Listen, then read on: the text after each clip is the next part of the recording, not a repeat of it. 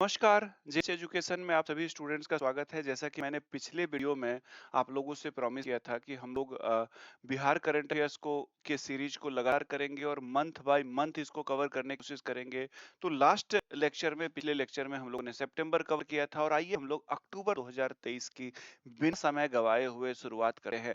अक्टूबर 2023 में देखते हैं कौन-कौन से ये आपको बता दूं कि ये जो सीक्वेंस है ये बीपीएससी 17वीं बीपीएससी से पहले ही आपको पूरे 1 साल का करंट अफेयर्स कराया जाएगा। अभी हम लोग बिहार करंट अफेयर्स का मंथ बाय मंथ कर रहे हैं और साथ में हम लोग कोशिश करेंगे कि नेशनल और इंटरनेशनल उसके भी मंथ बाय मंथ कवर करने की कोशिश करेंगे और इन सबका प्लेलिस्ट भी बना दिया जाएगा ताकि आप कभी बैठ करके चाहे तो एक साथ इनको देख भी सकते हैं, सुन भी सकते हैं या रिवीजन भी कर सकते हैं। तो आइए हम लोग शुरुआत करते हैं। अक्टूबर 2023 में देखते हैं कि ऐसे न्यूज बिहार जिसका संबंध प्रत्यक्ष रूप से बिहार से है, क्या-क्या हुआ था बिहार में, आइए हम लोग देखने की कोशिश करते हैं। तो आपको पता होगा कि अक्टूबर 2023 में गांधी जी के जयंती के अवसर पर बिहार सरकार के द्वारा क्या किया गया था, तो 2 अक्टूबर 2023 को जातीय जनगणना के आंकड़े जारी किए गए थे। सॉरी, जातीय गणना कह सकते हैं आप इसको, जनगणना नहीं कह सकते, या जाति आधारित सर्वेक्षण के आंकड़े, जातीय सर्वेक्षण के आंकड़े जारी किए गए थे। आप इसको सेंसस या जनगणना इसलिए नहीं कह सकते क्योंकि राज्य सरकार के अधिकार में नहीं आता जनगणना करवाना।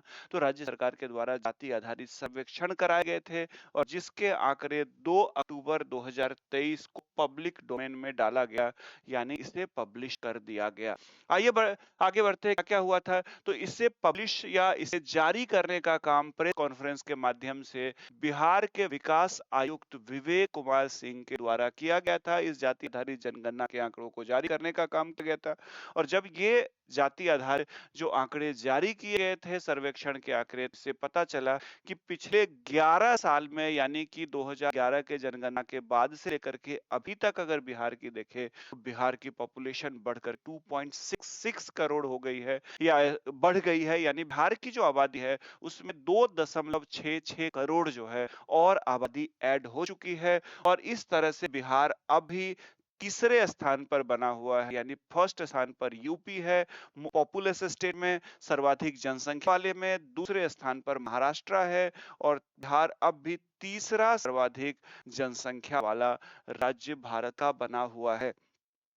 यहाँ पे बात करें तो बिहार की आबादी जो कि आपको पता होगा कि 10.4 करोड़ थी। 10 दशमलव अगर आप देखेंगे तो लगभग 10 करोड़ से थोड़ा सा ज्यादा था पॉपुलेशन 2011 की जब सेंसस हुई थी और अब जा करके ये जो पॉपुलेशन है वो बिहार की बढ़ करके कितनी हो गई है, तो 13 करोड़ 7 लाख, यानी 13 करोड़ 7 लाख आबादी बिहार की हो चुकी है। इस जाति आधारित जो सर्वेक्षण है उसके आंकड़ों के अनुसार बिहार की आबादी में 2.66 करोड़ की वृद्धि हुई है 11 साल में और बिहार की कुल आबादी 13 करोड़ 7 लाख हो चुकी है। बिहार में जब ये जातीय जनगणना कराई गई थी तो जातीय सर्वेक्षण कराए गए थे, तो इसमें बिहार के जातियों को टोटल 214 अलग-अलग जातियों में बिहार के लोगों को बांट करके इन आंकड़ों में उनके सोशल इन और उनके अदर स्टेटस को, इकोनॉमिक, सोशल और अदर जो स्टेटस है उन सब के आंकड़ों को इकट्ठा किया गया था 214 अलग-अलग जातियों में बांट करके। ठीक है, जब इन सब में अगर देखेंगे तो इनमें जो ओ, पिछड़ा वर्ग है, यानी कि बैकवर्ड क्लास है और उसके बाद जाकर के एक्सट्रीम बैकवर्ड क्लास है, यानी कि पिछड़ा वर्ग और अत्यंत पिछड़ा वर्ग। तो टोटल जो 214 जाति है उनमें से उन जातियों की जो पिछड़े वर्ग के अंतर्गत आते हैं और अत्यंत पिछड़े वर्ग के अंतर्गत जो जाति आती है उनकी टोटल आबादी बिहार की आबादी का 63% है, इससे पता चला। और उसके बाद बिहार में उन 63% में जो पिछड़े वर्ग है, पिछड़े वर्ग में जो शामिल जातियां हैं उनकी आबादी 27.12% है और एक्सट्रीम बैकवर्ड क्लास यानी अत्यंत पिछड़े वर्ग में जो शामिल जातियां हैं बिहार में उनकी आबादी 36.01% आंकी गई है। इसके अलावा अगर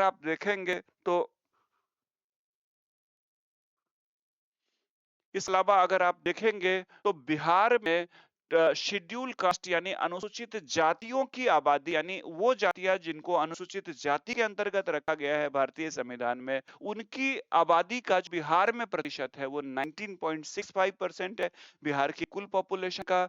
और अनुसूचित जनजाति शेड्यूल ट्राइब्स की अगर बात करें तो शेड्यूल ट्राइब यानी एसटी की पॉपुलेशन बिहार में 1.68% है मात्र।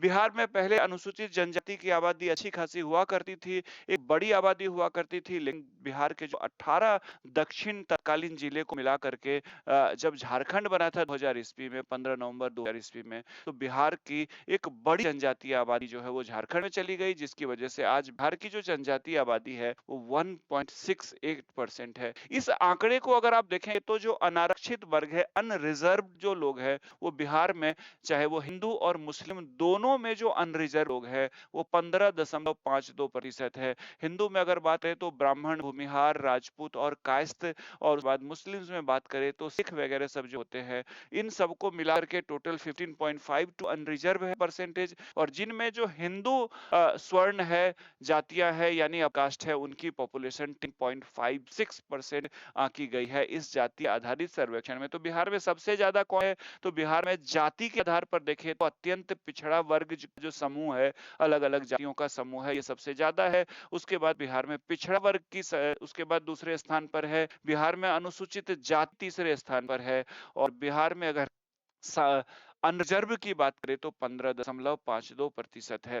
तो इस तरह से अब थोड़ा सा बैकग्राउंड जान लेते हैं ये जाति आधारित सर्वेक्षण की शुरुआत। तो एक लंबे समय से बिहार में मांग होती रही है, कुछ राजनीतिक दलों के द्वारा इसका समर्थन किया गया है कि जातियों की सामाजिक और आर्थिक स्थिति को जाना जाए और इसके लिए अलग जाति आधारित सर्वेक्षण जरूरी है। तो भारत में आजादी से पहले अगर देखें तो अभी तक, आजादी के बाद से अभी तक किसी भी राज्य में कभी भी जाति आधारित सर्वेक्षण के आंकड़े नहीं जारी किए गए थे। हालांकि तेलंगाना, ओडिशा और कर्नाटका में आजादी के बाद जाति आधारित सर्वेक्षण हुए थे, लेकिन किसी न किसी कारण से रोक लग गई थी, को पब्लिक डोमेन में नहीं डाला गया। तो इस तरह से देखेंगे तो बिहार पहला ऐसा राज्य होगा भारत का जहां आजादी के बाद जो है वो कास्ट बेस्ड सर्वेक्षण के जो डाटा है, जो उनके आंकड़े है, उस पब्लिक डोमेन में डाला गया है। यानी कि सर्वेक्षण आधारित जो आंकड़े हैं, जाति आधारित जो सर्वेक्षण के आंकड़े हैं, उनको पब्लिक डोमेन में डालने का मतलब ये हुआ बिहार पहला राज्य होगा जहां पे इस तरह की व्यवस्था की गई है और ऐसे आंकड़ों को जारी किया गया है। तो राज्य में अगर देखेंगे तो बिहार में इसकी शुरुआत कब हुई थी, तो बिहार में इसकी शुरुआत जो हुई थी, इसका प्रथम चरण था, आपको पता होगा बिहार सरकार के द्वारा इसके लिए 500 करोड़ रुपए अवेलेबल कराए गए थे, और इसका पहला चरण था वो जनवरी में शुरू हुआ था और ये जनवरी में ही पूरा हो गया था।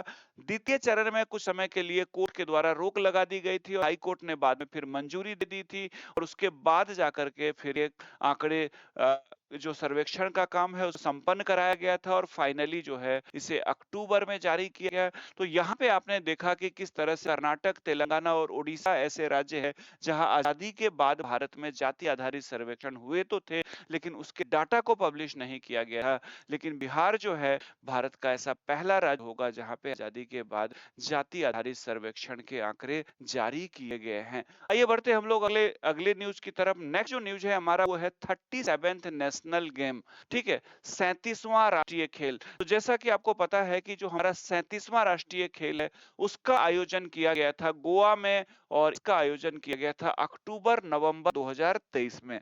ठीक, अक्टूबर नवंबर 2023 में राष्ट्रीय खेलों का आयोजन गोवा में किया गया था और ये 37वां राष्ट्रीय खेल था। और इस 37वें राष्ट्रीय खेल में बिहार की बात करें तो बिहार की रैंकिंग बहुत अच्छी नहीं आई है, 31वां स्थान है बिहार का टीमों के हिसाब से देखे पदक तालिका में। लेकिन बिहार के खिलाड़ियों ने उम्मीद जगाई है और उसी में से एक खिलाड़ी है शशि भूषण, जो कि आरा जिले के हैं। और शशि भूषण के द्वारा जो है वो क्या किया गया है, 1500 मीटर की जो दौड़ होती है उसमें रजत पदक, यानी एथलेटिक्स में रजत पदक मिला है। और आपको एक चीज बता दूं कि बिहार में एक लंबे समय के बाद, 2 दशक से ज्यादा, 20 साल के बाद आकर के अगर आप देखेंगे तो बिहार ने एथलेटिक्स में बिहार के किसी खिलाड़ी ने रजत पदक जीता है, तो ये अपने आप में बड़ी उपलब्धि होगी। और ये शशि शशि भूषण ने ऐसा किया है, 1500 मीटर में रजत पदक जीता है, जो कि आरा जिले के है। और इस खेल का आयोजन जो है, इस नेशनल गेम का आयोजन जो है गोवा में किया गया था। उसके बाद जाकर के अगर देखें तो यह देख लीजिए 20 वर्ष के बाद बिहार के किसी एथलेटिक्स को इस तरह का कोई मेडल मिला है। इसके अलावा बिहार की जो महिला रग्बी टीम है, उसने भी रजत पदक जीता था। बिहार के खिलाड़ियों ने साइकिलिंग में, रग्बी में, फेंसिंग में, जूडो में, ताइक्वांडो, योगा, स्विमिंग के अलावा वेट लिफ्टिंग और अलग अलग वुशु, मार्शल आर्ट वगैरह सब में भाग लिया था। अलग अलग खेलों में बिहार के खिलाड़ियों ने भाग लिया था। पदक तालिका की बात करें तो पदक तालिका में महाराष्ट्र पहले स्थान पर रहा था और दूसरे स्थान पर सेना, यानी सेना की टीम भी, एक टीम के रूप में सेना भी अपने खिलाड़ियों को भेजती है। तो महाराष्ट्र पहले स्थान पर रहा था 37वें नेशनल गेम में और सेकेंड स्थान पर सेना की टीम रही थी। बिहार को अगर बात करें तो पदक तालिका में 31वां, मैंने गलती से कहा है, 30वां स्थान बिहार को प्राप्त हुआ था पदक तालिका में। इस चीज को आप याद कर लेंगे, एक बार ठीक कर लीजिए, वहां पे मैंने गलती से 31वां बोला था। बिहार को पदक तालिका में 30वां स्थान प्राप्त हुआ है 37वें नेशनल गेम में। और इस तरह से 38वां जो हमारा नेशनल गेम अब जो होने वाला है, वो होने वाला है उत्तराखंड में। ठीक है, तो इस तरह से 38वां जो बिहार का जो नेशनल गेम होना है, वो होना है कहाँ पे, वो उत्तराखंड में होना है। इसको आप लोग याद लेंगे। तो एक बार मैं फिर से रिवीजन करा दूं, 37वां नेशनल गेम जो कि गोवा में हुआ था, उसमें बिहार ने पदक तालिका में 30वां स्थान हासिल किया था। महाराष्ट्र की बात करें तो महाराष्ट्र को पहला और सेना को दूसरा स्थान मिला था। लेकिन इसमें एक बड़ी उपलब्धि ये रही थी कि बिहार के आरा जिला के शशि भूषण ने 1500 मीटर दौड़ में रजत पदक जीता था। और इस तरह से बिहार जो है वो 20 साल के बाद ऐसा हुआ है जब एथलेटिक्स में बिहार के किसी खिलाड़ी को पदक मिला है। आगे बढ़ते हैं हम लोग नेक्स्ट न्यूज की तरफ। और न्यूज नंबर जो 3 आपके सामने है, और न्यूज नंबर 3 देखिए आपके सामने कौन सा है। तो न्यूज नंबर 3 है आपके सामने, chief minister micro and small customer development scheme. ठीक है, क्लस्टर डेवलपमेंट स्कीम कहने का मतलब ये हो गया कि छोटे छोटे जो औद्योगिक क्षेत्र होते हैं, जहां पे बहुत सारे उद्योग होते हैं, ठीक है, उनको कहा जाता है इंडस्ट्रियल क्लस्टर, या एक ऐसा क्षेत्र जहां पे बहुत सारे अलग अलग विभिन्न प्रकार के उद्योगों का समूह रहता है। ठीक है, और इन क्षेत्रों को कहा जाता है इंडस्ट्रियल क्लस्टर। ठीक है, इंडस्ट्रियल एरिया की ही होता है, इनको कहा जाता है इंडस्ट्रियल क्लस्टर। तो मुख्यमंत्री सूक्ष्म एवं लघु उद्योग क्लस्टर विकास योजना शुरू की है। और इस योजना के तहत अगर हम लोग देखें तो इस योजना के तहत मखाना का उद्योग जो है वो सहरसा में स्थापित करने का निर्णय लिया गया है। तो मुख्यमंत्री के द्वारा जो सूक्ष्म एवं लघु क्लस्टर विकास योजना शुरू की गई, उसके तहत सहरसा जिले में, बिहार के सहरसा जिले में मखाना उद्योग लगाने का निर्णय लिया गया है। और इसके लिए 2,33,91,000 रुपए की स्वीकृति दी गई है संबंधित विभाग के द्वारा।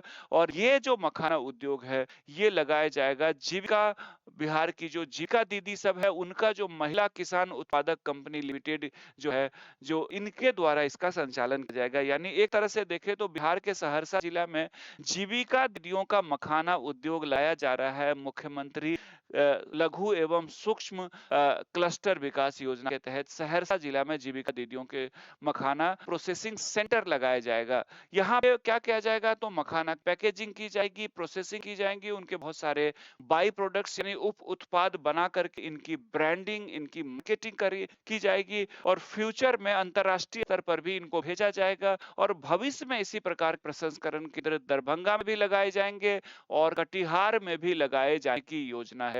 तो इस तरह से बिहार में सहरसा जिला में मुख्यमंत्री सूक्ष्म एवं लघु एवं सूक्ष्म जो है क्लस्टर विकास योजना के तहत सहरसा में जीविका दीदियों का मखाना उद्योग स्थापित किया जाएगा। आगे बढ़े हम लोग न्यूज नंबर 4 की तरफ। आमतौर पर लोग जब जेल में बंद हो जाते हैं तो उनके पास कोई काम नहीं रह जाता और एक तरह से उनका जो ह्यूमन रिसोर्स के रूप में, मानव संसाधन के रूप में उनका इस्तेमाल है वो रुक जाता है। तो यहाँ पे क्या किया गया है, तो यहाँ पे बिहार सरकार के द्वारा बिहार के जेलों में जो बंद कैदी है उनको विभिन्न प्रकार के काम देकर स्किल करने के साथ साथ उनको डिफरेंट टाइप काम दिए जा रहे हैं। और उनके द्वारा जो प्रोडक्ट्स तैयार किए जा रहे हैं, उनके द्वारा जो उत्पाद तैयार किए जा रहे हैं, इन उत्पादों को एक ब्रांड नेम दिया गया है मुक्ति। बिहार सरकार के द्वारा इसको एक ब्रांड नेम दिया गया है मुक्ति। और इसी ब्रांड नेम से जो जेलों में बंद कैदी है उनके बाई प्रोडक्ट्स या उनके जो उत्पाद है उनको मुक्ति नाम से उनकी ब्रांड करके उन सामानों को बेचा जाएगा, जिससे न केवल उनका सशक्तिकरण होगा बल्कि एक तरह से पॉजिटिव यूज होगा। जेल में जो बंद कैदी है उनका सकारात्मक दिशा में इस्तेमाल हो सकेगा। तो उनके द्वारा जो ये प्रोडक्ट्स विभिन्न प्रकार के बनाए गए हैं उसी की प्रदर्शनी लगाई गई थी। और मुक्ति कारा उद्योग कहाँ पे लगाया गया था देख लीजिए। तो मुख्यमंत्री जी के द्वारा 3 अक्टूबर 2023 को कारा उद्योग ब्रांड मुक्ति का अनावरण किया गया था। इसकी शुरुआत की गई है और इसके तहत अगर आप देखेंगे तो यहाँ संग्रहालय में कैदी के द्वारा जो बनाए गए जो प्रोडक्ट्स है उनकी प्रदर्शनी लगाई गई थी। और 100 से अधिक वस्तु जो है इन कैदियों के द्वारा बनाई जा रही है, जिसमें अगर आप देखेंगे तो मसाला, सत्तू, ब्रेड, हर्बल चाय, उसके बाद जाकर के सूती वस्त्र, खादी वस्त्र, काष्ठ उद्योग, इन सब के ठीक है जो प्रोडक्ट्स है वो तैयार कराए जा रहे हैं। और इसके तहत अगर आप देखेंगे तो बिहार के टोटल 8 सेंट्रल जेल के अलावा 2 मंडल जेल जो है, टोटल 10 जेलों में इस इंडस्ट्री का संचालन किया जा रहा है, जहाँ पे 1000 से भी अधिक जो कैदी है ब्रांड मुक्ति के प्रोडक्ट्स को बनाने का काम कर रही है। आगे बढ़ते हैं हम लोग। न्यूज नंबर 5 आपके सामने है और न्यूज नंबर 5 आपके सामने है पटना देश का दूसरा सर्वाधिक प्रदूषित शहर। तो एक ऑर्गेनाइजेशन के द्वारा 4 अक्टूबर 2023 को एक रिपोर्ट जारी की गई और वो रिपोर्ट जारी की गई किसके द्वारा? तो रेस्पायरर लिविंग साइंसेज रेस्पायरर लिविंग साइंसेज के द्वारा ये रिपोर्ट जारी की गई थी। और इस रिपोर्ट के अनुसार जो पटना है वो देश का दूसरा सर्वाधिक वायु प्रदूषण के मामले में दूसरा सर्वाधिक प्रदूषित शहर है। और तीसरे स्थान पर अगर आप देखेंगे तो वो कौन सा है? वो मुजफ्फरपुर है।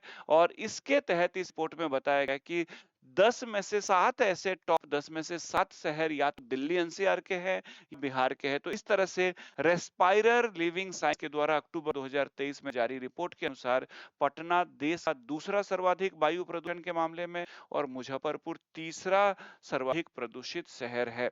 आगे बढ़ते हैं हम लोग। बिहार की 2 महिला, एक आशा कार्यकर्ता और उसके बाद जाकर के एक आंगनबाड़ी सेविका, इन दोनों ने को पुरस्कार दिया गया है।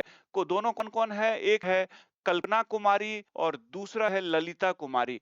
तो बिहार सरकार की उसमें भारत सरकार की तत्कालीन जो केंद्रीय महिला एवं बाल विकास मंत्री जो उस समय हुआ करती थी, स्मृति ईरानी, उन्होंने बिहार की 2 महिला कार्यकर्ता, एक आशा कार्यकर्ता है जिनका नाम है, आशा कार्यकर्ता की बात करें तो इनका नाम है कल्पना कुमारी। और दूसरा अगर बात करें तो आंगनबाड़ी सेविका जिनका नाम है ललिता कुमारी, इनको उत्कृष्ट उत्कृष्ट कार्य के लिए सम्मानित किया है, उस समय सम्मानित किया था तत्कालीन महिला एवं बाल विकास मंत्री स्मृति ईरानी के द्वारा।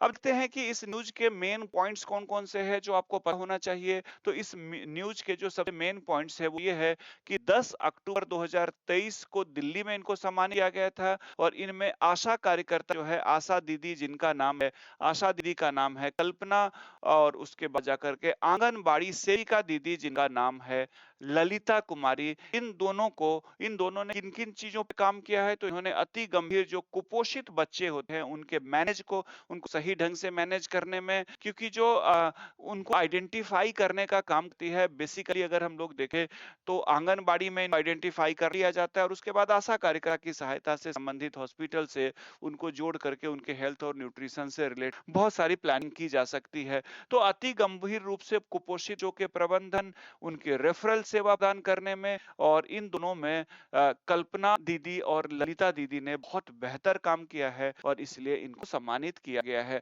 आगे बढ़ते हैं। तो इस तरह से अगर देखेंगे तो जो सेविका है यानी आंगनबाड़ी सेविका जो ललिता कुमारी है वो भागलपुर की है, और उसके बाद जाकर के जो आशा दीदी है यानी आशा कार्यकर्ता कल्पना कुमारी है वो खगड़िया की है। ठीक है, तो इन दोनों को सम्मानित किया गया है। आगे बढ़ते हैं हम लोग। न्यूज नंबर 7, न्यूज नंबर 7 है आपके सामने। पूर्णिया डिस्ट्रिक्ट जो बिहार की वो चर्चा में आ गई है। और पूर्णिया डिस्ट्रिक्ट बिहार की क्यों चर्चा में आई थी देख लीजिए। तो 12 अक्टूबर 2023 को पूर्णिया जिले में बैंकर समिति से राज्य सरकार की को रिपोर्ट सौंपी गई है। और उसके बाद जाकर के 12 अक्टूबर 2023 को जब बैंकर समिति द्वारा राज्य सरकार को जो रिपोर्ट सौंपी गई है, उस रिपोर्ट के अनुसार आकांक्षी जिले यानी बिहार के जितने भी एस्पिरेशनल डिस्ट्रिक्ट है, जैसा मैंने कहा था कि नीति नीति आयोग के द्वारा आकांक्षी जिलों में विकास का काम किया जा रहा है। तो आकांक्षी जिलों में जो पूर्णिया जिला है, उसने बिहार के जितने भी जिले हैं आकांक्षी जिले, उसमें से पूर्णिया जिला ने बैंकिंग सेवा सुविधा पहुंचाने में सबसे बेहतर काम किया है।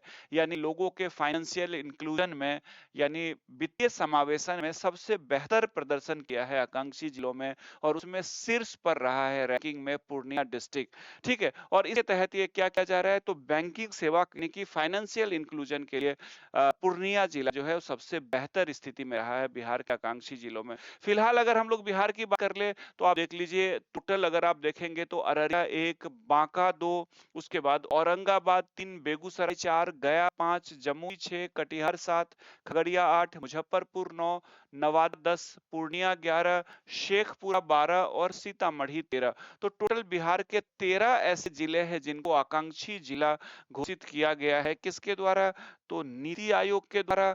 और नीति आयोग के द्वारा जो आकांक्षी जिला घोषित किया गया है, इन जिलों में विभिन्न प्रकार की, चाहे वो वित्त आर्थिक हो, सामाजिक विकास हो, और उन पैरामीटर्स पर इनको डेवलप करके बिहार के जो सबसे विकसित जिले हैं उनके बराबर पर लाने का प्रयास किया जा रहा है। और इसी के तहत अक्टूबर में जब ये रिपोर्ट जारी की गई थी बैंकर्स समिति के द्वारा, तो उस रिपोर्ट में पता चला था कि पूर्णिया जिला ने फाइनेंशियल इंक्लूजन में, यानी वित्तीय समावेशन, यानी बैंकिंग क्षेत्र के विस्तार में, लोगों तक बैंकिंग के विस्तार में सबसे बेहतर काम किया है पूर्णिया जिले ने। ठीक है, तो इस तरह से देखें तो इन सभी जिलों में अगर देखेंगे तो बैंकिंग सुविधा से वंचित नागरिकों को खाता खोलने के साथ साथ अगर आप देखेंगे तो प्रधानमंत्री सुरक्षा जो बीमा योजना है, प्रधानमंत्री जीवन ज्योति बीमा योजना है, अटल पेंशन योजना है, उसके लिए भी लक्ष्य निर्धारित किया गया है कि ये लोगों तक ज्यादा से ज्यादा पहुंचाया जाए, और इसे पहुंचाने में पूर्णिया जिले ने टॉप किया है। आगे बढ़ते हैं हम लोग, न्यूज नंबर 8 आपके सामने है, और न्यूज नंबर 8 आपके सामने है कि राज्य को बीज उत्पादन में आत्मनिर्भर बनने का लक्ष्य, यानी बिहार सरकार ने बिहार राज्य को जो चौथे कृषि रोड मैप जारी की गई है, अक्टूबर 2023 में जो चौथा कृषि रोड मैप जारी किया गया है, उस रोड मैप में जो अच्छे क्वालिटी के जो सीड्स होते हैं, उन्नत जो बीज होते हैं, उस मामले में बिहार को आत्मनिर्भर बनाने का लक्ष्य निर्धारित किया गया है चौथे कृषि रोड मैप में। चौथे कृषि रोड मैप में इस बात की चर्चा की गई है कि जो अगले जो इम्प्लीमेंटेशन ईयर होगा, यानी चौथे कृषि रोड मैप को लागू करने का जो वर्ष होगा, अगले 5 वर्ष, उसमें बिहार में टोटल 100 सीड हब बनाए जाएंगे, यानी ऐसे क्षेत्र बनाए जाएंगे जहां उन्नत प्रकार के बीज अवेलेबल होंगे। तो सीड हब तैयार किए जाएंगे, और इसके लिए क्या किया जाएगा, तो उन्नत नस्ल के जो बीज है उसका बड़े पैमाने पर उस कृषि करा करके बीज उत्पादन बढ़ाया जाएगा, ताकि इनको किसानों को बड़ी मात्रा में दी जा सके। और इसके तहत 3125 एकड़ में जो प्रमाणित जो बीज है, ठीक है, प्रमाणित जो सर्टिफाइड बीज है, उनका उत्पादन के लिए खेती कराई जाएगी। ठीक है, और इस तरह से अगर हम लोग देखें तो बिहार में टोटल अगर देखें तो 100 सीड हब बनाए जाएंगे, और बिहार इस चौथे कृषि रोड मैप में बीजों के मामले में आत्मनिर्भर बनाने का लक्ष्य रखा गया है। यानी कि इस चौथे कृषि रोड मैप तक जाते जाते बिहार अब दूसरे राज्यों से उन्नत प्रकार के बीज नहीं मंगाएगा, और इस तरह से अगले साल नए गांव या पंचायत में भी सीड हब बनाए जाएंगे। यानी कि कहने का मतलब है कि हर गांव या हर पंचायत में, कुछ पंचायत को छोड़ करके सीड हब बनाने की व्यवस्था की जाएगी। और अगर इसके लिए अगर कोई किसान जो है चाहे कि अपना सीड डेवलप कर सके, डेवलप जो सीड है उसका खेती करके बीजों के उत्पादन को बढ़ावा दे, तो उसे किसान को 80% तक अनुदान दिया जा सकता है। आगे बढ़ते हैं हम लोग, बरौनी रिफाइनरी जो कि बेगूसराय में है, बिहार के बेगूसराय जिले में है, वो एक बार फिर से चर्चा में है। और देख लीजिए फिर से क्यों चर्चा में है। तो बरौनी रिफाइनरी की बात करें तो केंद्रीय पेट्रोलियम एवं प्राकृतिक गैस मंत्रालय की बात करें, उसी का एक विभाग है उच्च प्रौद्योगिकी केंद्र, यानी CHT। ठीक है, इसी का है CHT, यानी उच्च प्रौद्योगिकी केंद्र, सेंटर फॉर हाई टेक्नोलॉजी। ठीक है, सेंटर फॉर हाई टेक्नोलॉजी, उसने अक्टूबर 2023 में जो कम क्षमता श्रेणी के जो जितने भी रिफाइनरी है, उसमें सबसे बेहतर प्रदर्शन करने के लिए बरौनी रिफाइनरी को सम्मानित किया है। बेसिकली बरौनी रिफाइनरी किसके लिए काम कर रहा है, तो जीरो कार्बन इमिशन के तरफ उनके जो डिफरेंट टाइप के जो उनके प्लांट के जो भाग है, वो सब जीरो कार्बन की तरफ बढ़ाने का लक्ष्य रखा गया है। तो छोटे वाले रिफाइनरी में अगर सुधार या प्रदर्शन सुधार की बात करें तो इसके तहत सर्वश्रेष्ठ रिफाइनरी प्रदर्शन सुधार पुरस्कार इससे सम्मानित किया गया है। किसके द्वारा, केंद्रीय पेट्रोलियम मंत्रालय के द्वारा बरौनी को, और ये जो पुरस्कार है 2022-23 में 7 अलग-अलग पैरामीटर्स पे देखा गया कि बरौनी ने बेहतर प्रदर्शन किया था। 1964 में बरौनी रिफाइनरी की स्थापना की गई थी। आपको पता होगा कि सोवियत संघ और रोमानिया की सहायता से इसकी स्थापना की थी।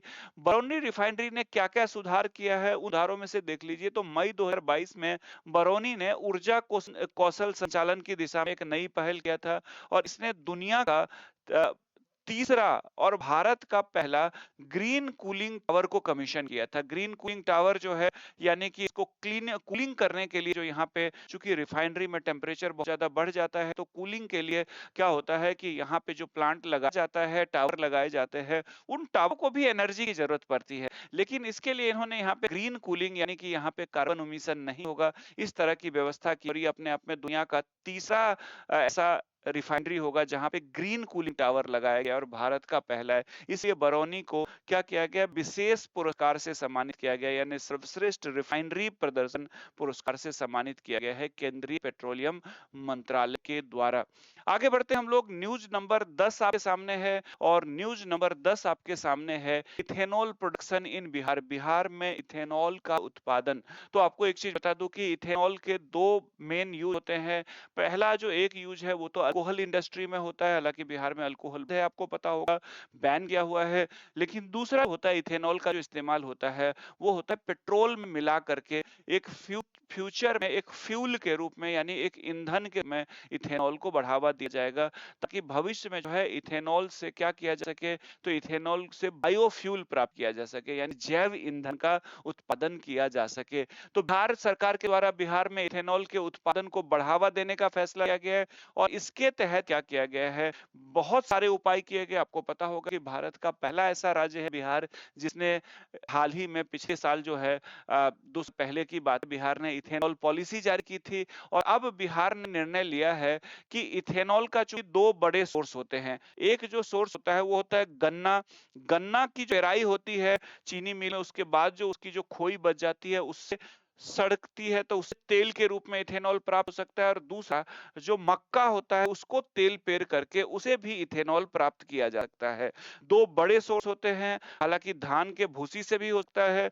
तो इसमें से बिहार में ऐसे मक्का का उत्पादन को बढ़ावा देने का लक्ष्य निर्धारित किया गया बिहार सरकार के द्वारा।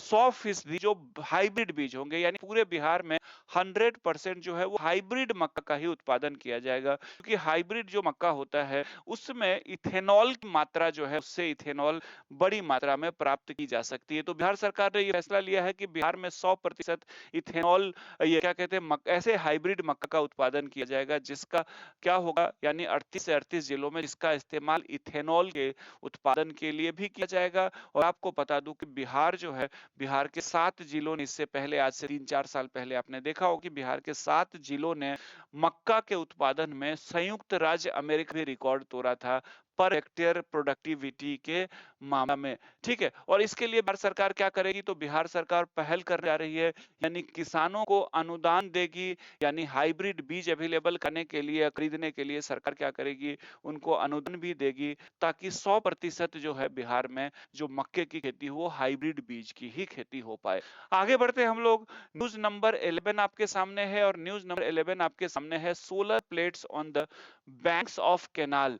यानी बिहार में गुजरात के मॉडल पर क्या किया जा रहा है, तो जो बिहार में नहरें होती है, उन नहरों के किनारे किनारे चूंकि सीधी जमीन और एक लंबे क्षेत्र तक जमीन मिल जा रही है, तो बिहार सरकार के द्वारा क्या निर्णय लिया गया है, तो इन नहरों के किनारे किनारे सोलर प्लेट लगा करके सौर ऊर्जा का उत्पादन करने का, संचय करने का निर्णय लिया गया है। और इसको जाकर क्या किया गया है, तो इसको सोलर प्लेट लगाए जाने की योजना को जो है मुख्यमंत्री नीतीश कुमार के द्वारा मंजूरी दे दी गई है। ये 29 अक्टूबर 2023 की का न्यूज है। 29 अक्टूबर 2023 को मुख्यमंत्री नीतीश कुमार ने क्या किया, सोलर प्लेट लाए जाने की मंजूरी दी है, यानी कि अब नहरों के किनारे सोलर प्लेट लगाए जा सकेंगे। इसको लेकर के एनओसी मिल गई है, और साथ साथ मुख्यमंत्री जी ने क्या किया है, निर्देश दिया है कि इसको जल्दी से जल्दी पूरा किया जाए। इस काम को कौन कर रहा है, तो बिजली कंपनी द्वारा ब्रेडा के माध्यम से किया जा रहा है। ब्रेडा कौन क्या है, तो देख लीजिए, बिहार में रिन्यूएबल एनर्जी डेवलपमेंट एजेंसी है, उसको कहा जाता है Bihar renewable energy development agency इसको नाम दिया गया है ब्रेडा। तो ब्रेडा के द्वारा क्या किया जा रहा है? ब्रेडा के द्वारा गुजरात के कंपनियों के साथ मिलकर के नहरों के किनारे किनारे सोलर प्लेट्स लगाए जाएंगे ताकि सोलर एनर्जी वो किया जा सके, का उत्पादन किया जा सके। बिहार का जो जल संसाधन विभाग है, वाटर रिसोर्स डिपार्टमेंट है, इसको लेकर के उसने अपना एनओसी जारी कर दिया गया है। और ये जो प्रोजेक्ट है, डीपीआर जो बनाया गया है, ये डीपीआर गुजरात की जो कंपनी है उसके द्वारा तैयार किया गया है, चूंकि गुजरात में ये मॉडल काफी ज्यादा सक्सेस हुआ है। तो इस तरह से बिहार के मुख्यमंत्री के द्वारा भी आदेश मिल गया है और ब्रेडा के देखरेख में ये किया जा रहा है और जल संसाधन विभाग के द्वारा एनओसी जारी कर दिया गया है ताकि बिहार के नहरों के किनारे किनारे सोलर प्लेट्स को इंस्टॉल किया जा सके। आगे बढ़े हम लोग, न्यूज नंबर 12 के सामने है और न्यूज नंबर 12 आपके सामने है, देख लीजिए कौन सा है। उत्तर बिहार का सबसे बड़ा कौशल प्रशिक्षण केंद्र, north Bihar largest skill training centre. तो उत्तर बिहार में अगर आप देखेंगे तो मुजफ्फरपुर का जो बेला इंडस्ट्रियल एरिया है, मुजफ्फरपुर में, बिहार के मुजफ्फरपुर में है बेला इंडस्ट्रियल एरिया यानी बेला औद्योगिक क्षेत्र। तो इस बेला औद्योगिक क्षेत्र मुजफ्फरपुर में क्या किया गया है? तो उत्तर बिहार का सबसे बड़ा स्किल डेवलपमेंट ट्रेनिंग सेंटर, जहां पे इंडस्ट्रियल स्किल डेवलप किया जाएगा, यानी औद्योगिक प्रशिक्षण के ऐसा केंद्र जहां पे कौशल प्रशिक्षण केंद्र होगा, यानी जहां पे डिफरेंट टाइप की इंडस्ट्री के लिए लोगों को, स्किल्ड लोगों को तैयार किया जाएगा। और पूरे बिहार का सबसे बड़ा जो है, ये अगर आप देखेंगे तो उत्तर बिहार का कह लीजिए एक तरह से, क्योंकि पटना में से बड़ा है, तो उत्तर बिहार का ये सबसे बड़ा स्किल डेवलपमेंट सेंटर होगा और ट्रेनिंग सेंटर होगा और ये मुजफ्फरपुर के बेला इंडस्ट्रियल एरिया में स्थापित किया जाएगा, जहां पे युवाओं को construction, electronics, hardware, food processing, furniture, fitting, handicraft, jewellery, leather technology, bag निर्माण सहित 40 से अधिक ट्रेड या क्षेत्रों में ट्रेनिंग दी जाएगी, युवाओं को ट्रेनिंग दी जाएगी। इस तरह से बेला इंडस्ट्रियल एरिया में क्या बनने जा रहा है? तो स्किल डेवलपमेंट सेंटर बनने जा रही है, जहां पे एक साल 1000 से अधिक युवाओं को ट्रेनिंग दी जा सकेगी ताकि युवा जो है वो आगे आकर के इंडस्ट्री की डिमांड के अकॉर्डिंग स्किल हो सके, अपना चाहे तो स्वरोजगार वगैरह सब भी शुरू कर सके। इसके बाद जब ये ट्रेंड हो जाएंगे तो इनको क्या दिया जाएगा? तो इनको सर्टिफिकेट भी प्रदान की जाएगी ताकि कहीं पे अप्लाई कर सके। ये जो योजना है बेसिकली किसके तहत किया जाएगा? तो प्रधानमंत्री कौशल विकास योजना, यानी कि प्राइम मिनिस्टर जो स्किल डेवलपमेंट प्रोग्राम 2015 में शुरू की गई थी, उसके तहत यहाँ पे लोगों को ट्रेनिंग दी जाएगी, युवाओं को ट्रेनिंग दी जाएगी। ठीक है, आगे बढ़ते हैं। उसके बाद अभी तक अगर हम लोग देखें तो आपको पता है कि इसके 3 पार्ट हो चुके हैं और अभी तक अगर देखें आप तो इसमें 8 लाख से युवाओं को प्रशिक्षण दिया है भारत सरकार के द्वारा टोटल। क्वेश्चन नंबर ये न्यूज नंबर 13 की तरफ हम लोग बढ़ते हैं और न्यूज नंबर 13 आपके सामने है। लेट राम बहादुर सिंह यानी स्वर्गीय राम बहादुर सिंह। तो 27 अक्टूबर 2023 को मुख्यमंत्री नीतीश कुमार जी ने स्वर्गीय राम बहादुर सिंह और उनके जो पुत्र हैं स्वर्गीय पद्मानंद सिंह ब्रह्मचारी जी की प्रतिमा का इनके पैतृक जो गांव है, क्षेत्र है, वहां पे अनावरण किया गया। आपको बता दूं कि स्वर्गीय राम बहादुर जो सिंह है, इनको कोसी का गांधी भी कहा जाता है। गांधीवादी कार्यकर्ता से थे, गांधी जी से बहुत ज्यादा प्रभावित थे। इनको कोसी क्षेत्र का गांधी भी कहा जाता है स्वर्गीय राम बहादुर सिंह जी को। तो इनके और इनके पुत्र के प्रतिमा का अनावरण किया गया अक्टूबर 2023 में मुख्यमंत्री नीतीश कुमार जी के द्वारा। बेसिकली ये कहां पे? तो सहरसा जिले के पंचगछिया गांव के भगवती प्रांगण में, भगवती स्थान के प्रांगण में पंचगछिया गांव है, कहां पे? सहरसा में। वहां पे इनके प्रतिमा का अनावरण किया गया और इनको स्वर्गीय राम बहादुर सिंह जी को क्या कहा जाता है? इनको कोसी का गांधी भी कहा जाता है, राम बहादुर सिंह जी को।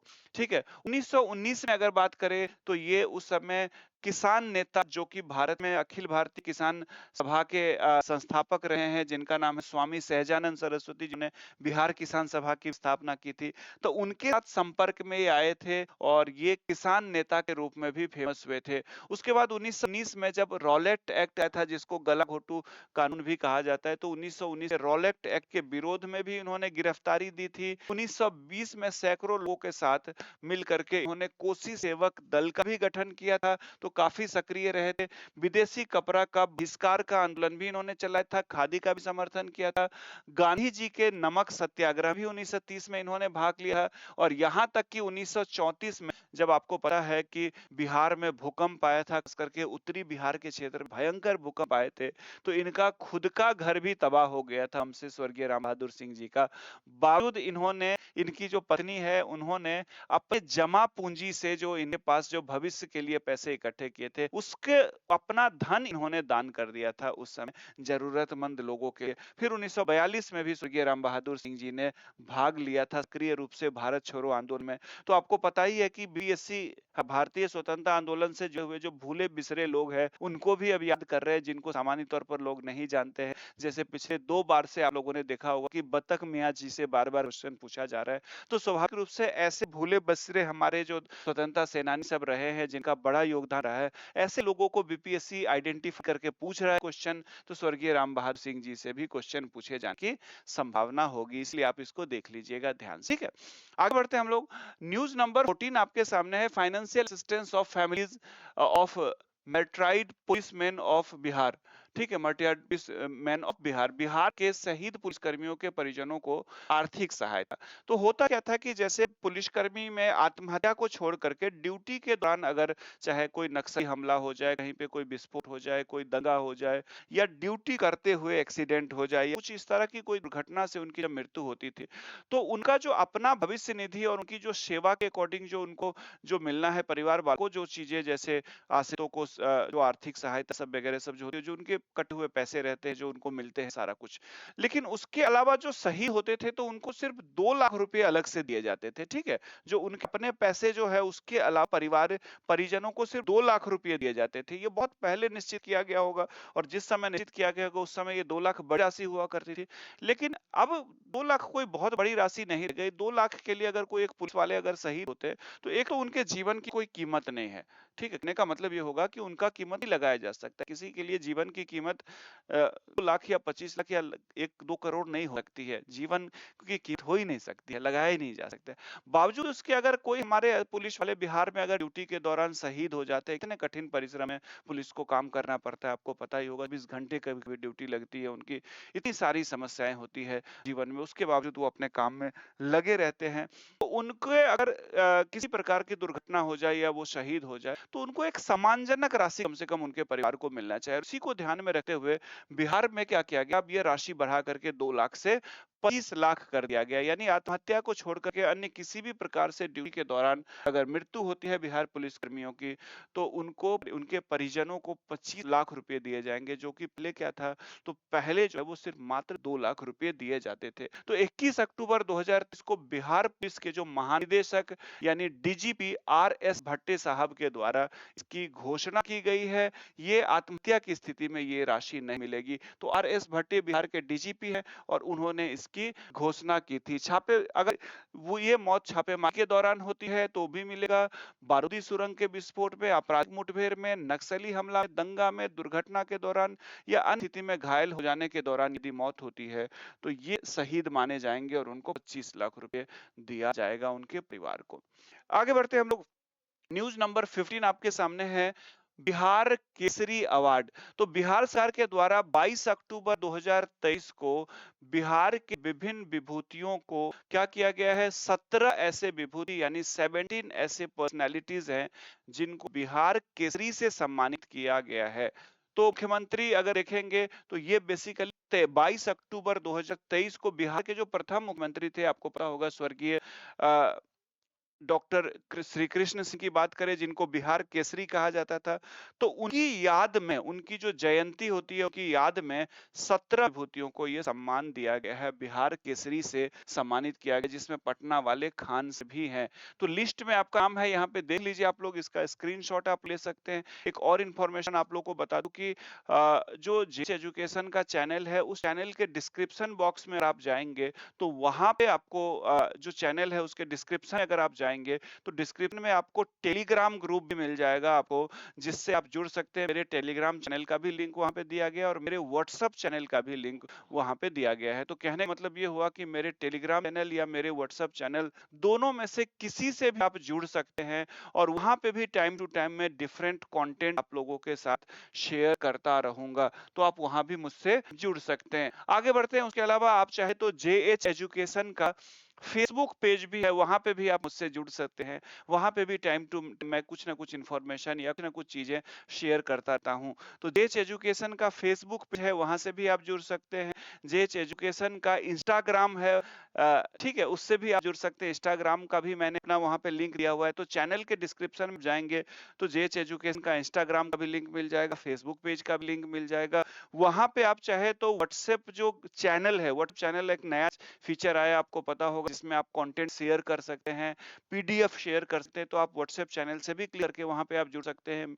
और उसके अलावा आप देखें तो टेलीग्राम चैनल का भी लिंक दिया गया है, वहाँ से भी आप जुड़ करके ये पीडीएफ प्राप्त कर सकते हैं, जहाँ पे मैं टाइम टू टाइम इन पीडीएफ को प्रिंटेबल बना करके भी शेयर कर दूंगा, जैसे जैसे एग्जाम नजदीक आएगा और जैसे जैसे ये ए4 साइज में तैयार हो जाएगी, आप लोग के साथ शेयर कर दूंगा, ताकि आप लोग जो है वो इनको प्रिंट आउट निकाल करके भी आप पढ़ सके। फिलहाल आप इसको 2 बार 3 बार वीडियो को सुन करके आप पढ़ सकते हैं, ताकि आप रिवीजन हो जाए। उसके बाद जाकर के जब ए4 साइज में मैं उनको करवा करके आप धीरे-धीरे जैसे-जैसे मैं आप लोगों से शेयर करूँगा, आप उसका प्रिंट आउट निकाल भी पढ़ सकते हैं। ठीक है, तो एक बार आप सेशन को लाइक कर दीजिए, आगे बढ़ते हैं। न्यूज़ नंबर 16 है बिहार का चतुर्थ कृषि रोड मैप। बिहार का जो चौथा कृषि road map, agriculture road map है, ये अ अ, राष्ट्रपति जी के द्वारा 18 अक्टूबर 2023 को लॉन्च किया गया। ठीक है, ये बिहार का चौथा कृषि रोड मैप है। आपको पता है कि 2008 में बिहार का पहला कृषि रोड मैप आया था और अब ये जो 2023 और 28 के लिए बिहार का जो चौथा कृषि रोड मैप है, इसका शुभारंभ राष्ट्रपति द्रौपदी मुर्मू के द्वारा किया गया था। ये 2023 और 28 के लिए होगा, जिसके तहत बहुत सारे लक्ष्य निर्धारित किए गए, जिसमें आपने देखा होगा कि बीज उत्पादन का भी लक्ष्य था, आत्मनिर्भर बनने का लक्ष्य निर्धारित किया गया था। तो देखिए, चौथे कृषि रोड मैप में कृषि के साथ साथ, एग्रीकल्चर के साथ साथ एनिमल हस्बेंड्री पे भी ध्यान दिया जाएगा, यानी पशुओं पर भी विशेष ध्यान की व्यवस्था की गई है। और इसके तहत प्रत्येक 8 या 10 पंचायत पे पशु अस्पताल यानी वेटनरी हॉस्पिटल खोलने की भी व्यवस्था की गई है। तो चौथा कृषि रोड मैप का जो कार्यकाल होगा वो कौन सा होगा? 2023 से लेकर के 28 तक। बिहार में अभी तक अगर बात करें तो इस कृषि रोड मैप में एक और बात पे ध्यान दिया गया है, जो बिहार में आर्द्र भूमि रहती है और खेत का जो क्षेत्र रहता है, जिसको चौर और मन कहते हैं, उत्तर बिहार में चौर और मन कहते हैं और दक्षिण बिहार में जिनको टाल कहा जाता है। तो इन क्षेत्रों को भी डेवलप करने के लिए 9 लाख हेक्टेयर भूमि में चौर क्षेत्र है, इसको भी विकसित किया जाएगा चौथे कृषि रोड मैप में। और इसके लिए बिहार सरकार के द्वारा चौथे कृषि रोड मैप को सफल बनाने के लिए 1,62,000 करोड़ की राशि, रुपए की राशि स्वीकृत की गई है। और जिसके तहत बिहार में क्या किया जाएगा, जिसके तहत बिहार में चौथे कृषि रोड को सफल बनाने की कोशिश की जाएगी, उसी तरह ठीक जैसे कि अभी तक 3 कृषि रोड मैप बिहार में सफल रहे थे। आगे बढ़ते हैं, उसके बाद जाकर के देखिए इनका मूल्यांकन देख ले तो 2008 में बिहार में पहला कृषि रोड मैप जारी किया गया था और उसके साथ ही बिहार ने लगातार कृषि क्षेत्र और पशुपालन क्षेत्र में विकास किया था।